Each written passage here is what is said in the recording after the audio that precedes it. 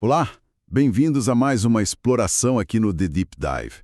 Hoje a gente vai mergulhar uma ideia central na fé cristã, mas que talvez soe um pouco estranha para nós hoje. Qual ideia seria essa? A de que, sabe, os membros de uma comunidade de fé estão tão ligados, mas tão ligados que o que um faz, especialmente se for algo errado, um pecado, pode respingar em todo mundo. Ah, sim. Essa noção de interconexão radical, né? Bem contra a nossa cultura individualista. Exato. A nossa conversa vai se basear num texto que analisa passagens bíblicas importantes, principalmente a primeira carta de Paulo aos Coríntios. A nossa missão, digamos assim, é entender melhor isso, a igreja como um corpo, o que Paulo queria dizer com isso, e como essa visão bate de frente com o nosso jeito mais, cada um por si, de ver a fé. Com certeza. Ok, vamos começar a desembrulhar isso. Vamos lá. E é interessante pensar, né? Como essa metáfora do corpo, mesmo sendo antiga, toca em pontos super atuais para qualquer grupo que se vê como interligado, não só na religião. Verdade. A fonte que a gente está usando mostra como era essa dinâmica lá na igreja primitiva e o que a gente pode aprender disso hoje. É fascinante como essa imagem do corpo joga a luz na responsabilidade que um tem pelo outro. Então, o ponto de partida é justamente essa imagem forte que Paulo usa lá em 1 Coríntios 12. A igreja como um corpo humano. Isso.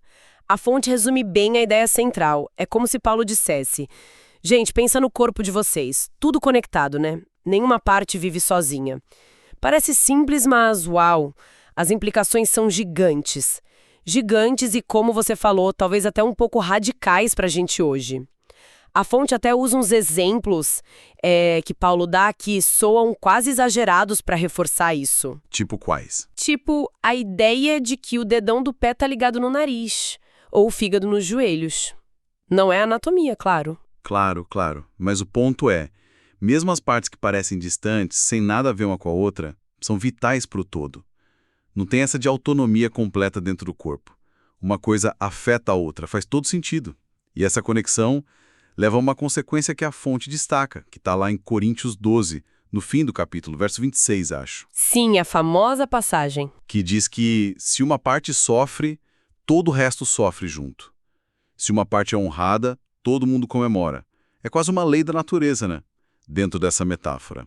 O que pega um, pega geral. Exatamente. E como isso, como o texto que a gente analisou, conecta isso com a questão do pecado na comunidade. Aí que tá a ponte crucial. Se o corpo é um só, interligado, essa ideia de que o meu pecado é só meu, não afeta ninguém, bom, ela cai por terra. A fonte até cita rapidinho um exemplo lá do Antigo Testamento, a história de Acã, em Josué. Lembra? Um cara desobedeceu, guardou umas coisas que não devia depois de uma batalha. Lembro. E deu ruim pra todo mundo, né? Deu muito ruim. Israel perdeu a batalha seguinte por causa daquele pecado escondido de uma pessoa. É um exemplo antigo, mas mostra essa linha de pensamento. Responsabilidade coletiva. É um relato forte mesmo. E como Paulo traz isso para a situação lá de Corinto, que a fonte detalha mais. E ele aplica direto na ferida, especialmente nos problemas da ceia do Senhor. E é bom lembrar, como a fonte diz, que a ceia deles não era só um ritualzinho simbólico como hoje. Era diferente, né? Bem diferente. Era uma refeição comunitária mesmo, um jantar da galera. Só que o problema lá em 1 Coríntios 11 era sério. Uns chegavam mais cedo, talvez os mais ricos. Ah, entendi. Traziam a própria comida, talvez coisa melhor, e mandavam ver, comiam e bebiam sem esperar ninguém. Resultado, quando os mais pobres, talvez escravos, chegavam mais tarde, não sobrava nada. Ou sobrava muito pouco. Um ficava de barriga cheia, outro passava fome. Uma divisão terrível, justamente no momento que era para ser de união. Nossa, que situação. E a reação de Paulo, a fonte descreve como ele lidou com isso. Imagino que ele não aliviou. Não aliviou mesmo. A reação dele é muito dura. A fonte cita 1 Coríntios 11, versos 21 e depois 29 e 30. Ele diz algo como: quando vocês se reúnem, não é para comer a ceia do Senhor. Cada um come a sua própria ceia antes, um fica com fome, outro se embriaga. Pesado. E aí veio a consequência. Pois quem come e bebe sem discernir o corpo, come e bebe juízo para si. É por isso que há entre vocês muitos fracos e doentes, e vários que já morreram. Essa ligação é chocante. Quer dizer, a fonte ressalta isso, o pecado de cada um agindo por egoísmo. Exato, no verso 21. Resultando em muitos sofrendo coisas concretas. Fraqueza, doença, até morte. Como a fonte interpreta esse discernir o corpo e essa consequência coletiva? É um ponto-chave na análise. Discernir o corpo parece ter um duplo sentido. Primeiro, claro, reconhecer o pão e o vinho como símbolos sagrados do corpo e sangue de Cristo. Ok, mas isso é crucial. Também significava reconhecer e valorizar o outro corpo, a própria comunidade. Tratar mal os irmãos, especialmente os mais frágeis, naquela refeição de unidade, era falhar gravemente em discernir o corpo. E a consequência não era só bronca, não. Eram juízos divinos reais, físicos, afetando a comunidade. Juízos físicos, doença, morte. Isso desafia a nossa visão mais, abstrata das coisas, né? Totalmente. E a fonte ainda traz uma visão de um comentário bíblico importante, o Pillar Commentary, que diz algo ainda mais inquietante. O quê? E esse julgamento podia atingir a comunidade meio que indiscriminadamente. Não só os mais culpados ali na hora da ceia, mas o grupo todo podia sofrer as consequências daquela falha coletiva. A falta de discernimento do corpo tinha um preço real e compartilhado. Caramba, muito sério. E essa ideia de impacto na comunidade toda leva a outro caso lá em Coríntios, que a fonte analisa, né? Aquele de imoralidade sexual em 1 Coríntios 5. Isso mesmo. Paulo trata de uma situação bem feia. Um membro da igreja vivendo abertamente uma relação incestuosa, algo chocante até para os pagãos da época. Só que o foco principal de Paulo não é só o pecado do cara. Não. O que preocupava mais ele, então, segundo o texto, O que parecia deixar Paulo indignado mesmo era a atitude da comunidade e da liderança. A fonte diz que eles estavam, na prática, olhando para o outro lado, tolerando aquilo ali no meio deles, quase que com um orgulho estranho ou uma passividade muito perigosa. Por que eles agiriam assim? Fico pensando se essas razões não são atuais também. Sim, a fonte levanta umas possibilidades bem familiares. Talvez medo de confrontar o sujeito, se ele fosse rico e influente. Complicado. Ou medo de perder o membro, né? Preocupados que a pessoa fosse embora da igreja, deixasse de ouvir a palavra.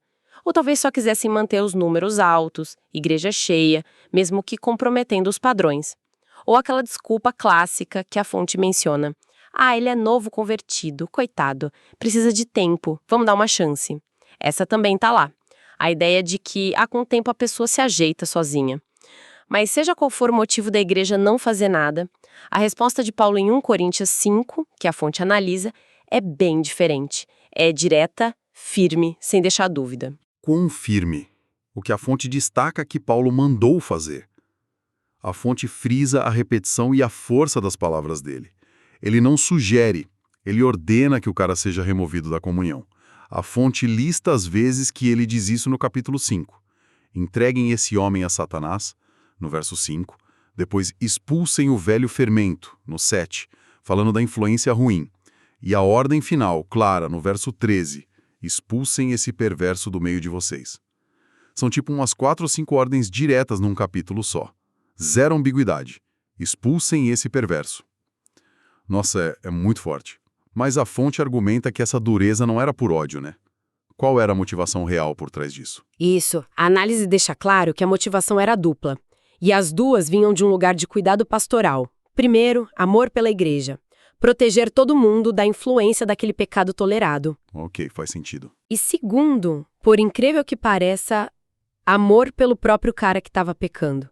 Aquela ordem de entregar a Satanás para que o corpo seja destruído, mas o espírito seja salvo, por mais estranha que soe... Como assim? Entregar ao diabo para salvar? A fonte explica isso? Explica. A ideia, segundo a interpretação da fonte, é que fora da proteção e da tolerância perigosa da igreja, o cara ia encarar a realidade dura do pecado dele lá fora, no mundo. Essa paulada da vida, longe da falsa segurança da comunidade que o aceitava errado, poderia, quem sabe, fazer ele cair em si. Tipo o filho pródigo. Exato. A fonte faz essa comparação. O filho pródigo só se arrependeu quando estava lá no fundo do poço, longe de casa. E parece que deu certo, porque a fonte menciona que na segunda carta aos Coríntios, há sinais de que esse homem se arrependeu e foi recebido de volta. Entendi. Então, a disciplina, mesmo dura, tinha um objetivo duplo: saúde da comunidade e restauração da pessoa. Mas por que proteger a comunidade era tão urgente? Paulo usa outra imagem para isso. Usa sim, e é outra metáfora poderosa que a fonte explora: a do fermento. Levedura. Lá em 1 Coríntios 5,6, ele pergunta: vocês não sabem que um pouquinho de fermento faz a massa toda crescer? Ah, do fermento. O significado é direto: um pecado aberto, desafiador e principalmente tolerado na igreja, age como fermento. Se espalha rápido, contamina, normaliza o erro, estraga a massa toda se não for tirado.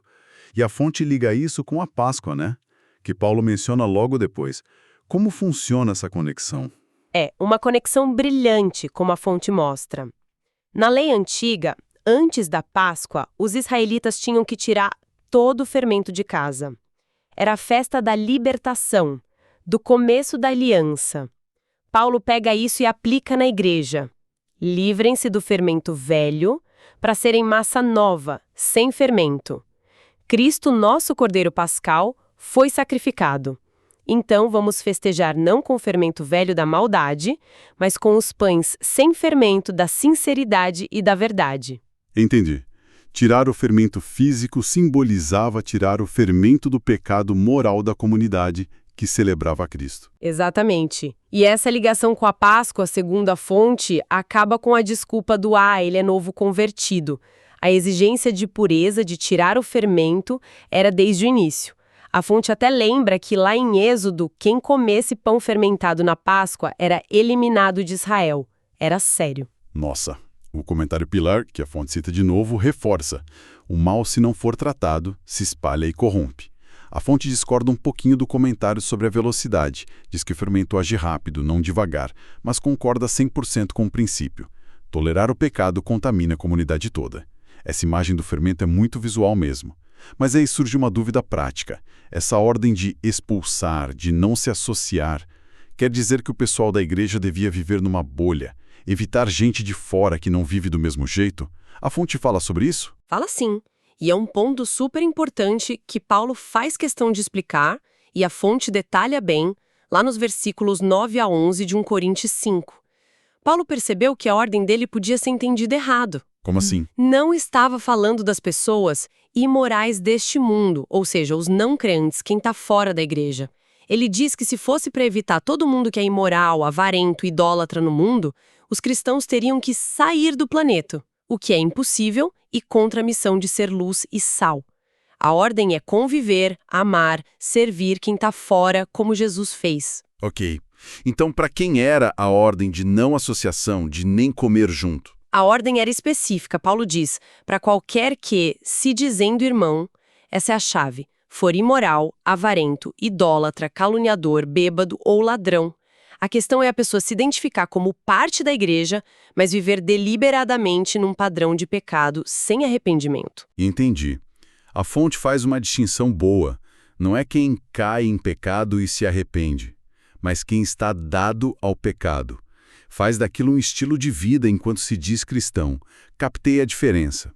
E o propósito dessa separação dentro da comunidade? A fonte reforça o porquê? Sim, reforça que o propósito, como no caso do homem moral, é duplo e visa a saúde. Primeiro, proteger a saúde espiritual e o testemunho de toda a igreja. É tipo uma quarentena espiritual, para evitar que o fermento do pecado consciente e sem arrependimento se espalhe. Certo. Segundo, é também um ato de amor difícil, mas necessário pelo bem da própria pessoa que está errando. Continuar na comunidade, sendo aceito naquele estado, podia dar uma falsa segurança espiritual, o que seria péssimo para ela. A separação, a exclusão da comunhão mais íntima, podia ser o choque de realidade para levar ao arrependimento verdadeiro. Fica claro, então, que, para Paulo, segundo essa análise, existe uma responsabilidade de todo mundo pela saúde espiritual do grupo. Ignorar o pecado persistente não é visto como, sei lá, tolerância ou graça, mas como algo que enfraquece e pode trazer coisa ruim para todos. Exatamente. A análise desse material mostra que essa conexão do corpo tem implicações bem sérias. A saúde de um afeta a todos. E tolerar o fermento do pecado deliberado pode minar a força e a missão da comunidade inteira. Por isso, a fonte termina com um chamado à coragem. Coragem para quê exatamente? Coragem para as comunidades de fé encararem essas questões difíceis, mesmo sendo desconfortável.